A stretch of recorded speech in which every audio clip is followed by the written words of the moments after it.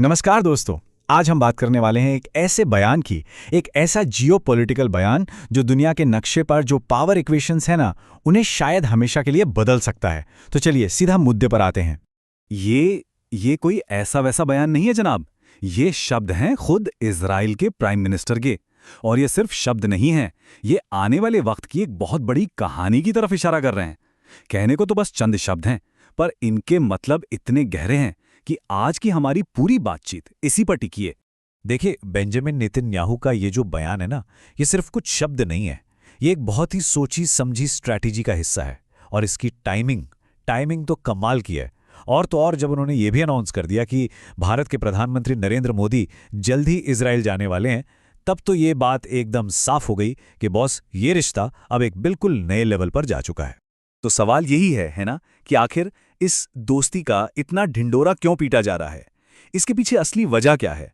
और इसे समझने के लिए हमें उस तूफान को देखना होगा जिसके ठीक बीचों बीच आज इजराइल खड़ा है।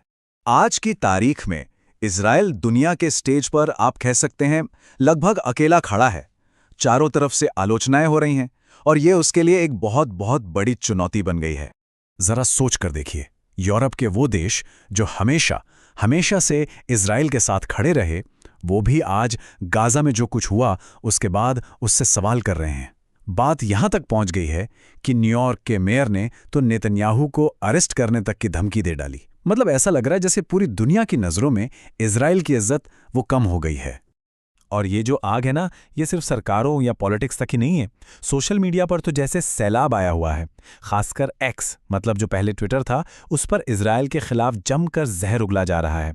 कॉन्स्पिरेसी थ्योरीज के नाम पर एंटी सेमिटिज्म यानी यहूदी विरोधी भावना को खूब भड़काया जा रहा है। और इस ऑनलाइन नफरत का असर अब आम लोगों की जिंदगी पर सीधे सीधे पड़ रहा है। अमेरिका में एक वाकया हुआ। चार्ली कर्क की मौत के बाद उनकी पत्नी एरिका को दुनिया के सामने आकर यह पूछना पड़ा कि भाई, लोग इजराइल से इतनी नफरत क्यों कर रहे हैं? जानते हैं क्यों? क्योंकि बहुत सारी झूठी कहानियों में उनकी मौत का जिम्मेदार इजराइल को ठहराया जा रहा था। तो इस बढ़ते अकेलेपन और चारों तरफ से होती आलोचनाओं के अंधेरे में इजराइल को एक उम्मीद की किरण नजर आ रही है। और वो किरण है भारत। अब जरा इस नंबर पर गौर कीजिए, 1.4 अरब। ये सिर्फ एक आंकड़ा नहीं है, ये है भारत की असली ताकत। तो जब नेतन्याहू कहते हैं कि इजराइल भारत में इंसेनली पॉपुलर है, तो वो असल में 1.4 अरब लोगों के सपोर्ट की बात कर रहे हैं। इसका सीधा सीधा मतलब ये है कि दुनिया का हर छठा इंसान इजराइल के साथ खड़ा है। अब ये एक ऐसा नंबर है, एक ऐसी इक्वेशन है जिसे कोई भी नजरअंदाज नहीं कर सकता। तो यहां पर पूरी पिक्चर एकदम क्रिस्टल क्लियर हो जाती है। आप देखिए, एक तरफ वेस्ट के देश हैं जो इजराइल को अकेला करने में लगे हैं, और दूसरी तरफ दुनिया की सबसे बड़ी डेमोक्रेसी भारत उसे गले लगा रही है। यही है वो जियोपॉलिटिकल शिफ्ट, वो तख्ता पलट जिसे इजराइल पूरी दुनिया को चीख चीख कर दिखाना चाहता है। लेकिन रुकिए, ये दोस्ती सिर्फ आज की मुश्किलों से बचने का कोई शॉर्टकट नहीं है। नहीं, ये इजराइल के भविष्य की एक बहुत बड़ी लॉन्ग टर्म प्लानिंग का हिस्सा है। एक ऐसी योजना जो उसे हमेशा के लिए आत्मनिर्भर बना देगी। चलिए देखते हैं कैसे।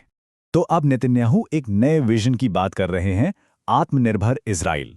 जी हां, ये शब्द आपको जाना पहचाना लग रहा होगा, क्योंकि ये भारत के आत्मनिर्भर भारत अभियान से ही प्रेरित है। इसका सपना क्या है?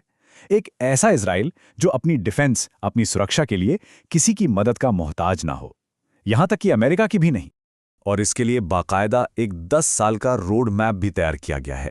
पहला स्टेप, अमेरिका से जो मिलिट्री एड, जो सैन्य मदद मिलती है, उसे धीरे धीरे बिल्कुल जीरो कर देना।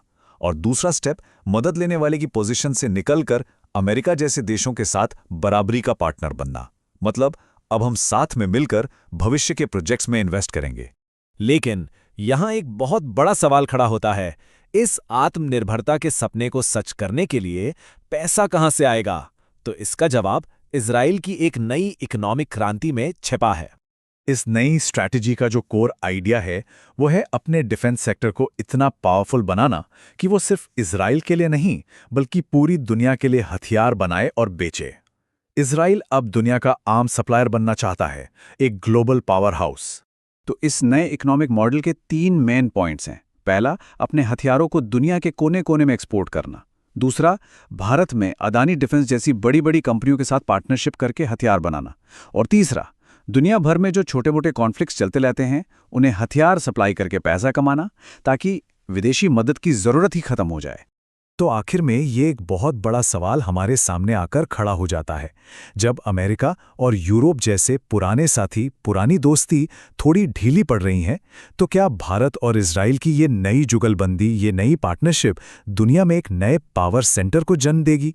ये एक ऐसा सवाल है जिसका जवाब तो खैर आने वाला वक्त ही देगा, लेकिन इस पर सोचना आज से ही बहुत ज़रूरी है।